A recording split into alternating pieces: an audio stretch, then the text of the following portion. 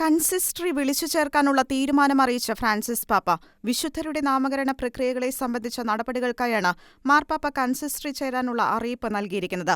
ഫെബ്രുവരി 24-ന് Francis മാർപ്പാപ്പ state secretary കർദിനാൾ Pietro പെരോളിനും state സെക്രട്ടേറിയറ്റിന്റെ പകരക്കാരൻ monsignor Edgar പെനാപാരയ്ക്കും അനുവദിച്ച കൂടിക്കാഴ്ചയിലായിരുന്നു ഇക്കാര്യം അറിയിച്ചത്. 5 പേരെ വാഴ്ത്തപ്പെട്ടവരാക്കുന്നതിനും 2 പേരെ വിശുദ്ധരായി പ്രഖ്യാപിക്കുന്നതിനുമുള്ള ഉത്തരവുകൾ ഫ്രാൻസിസ് പാപ്പ അംഗീകരിച്ചതിനെ തുടർന്നായിരുന്നു പാപ്പ കൺസിസ്റ്ററിക്ക് ആഹ്വാനം നൽകിയത്.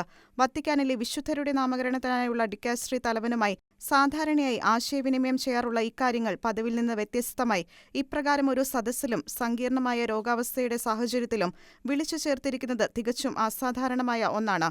അതേസമയം കൺസിസ്റ്ററി എന്ന് നടത്തും എന്നതിനെപ്പറ്റി വ്യക്തത നൽകിയിട്ടില്ല.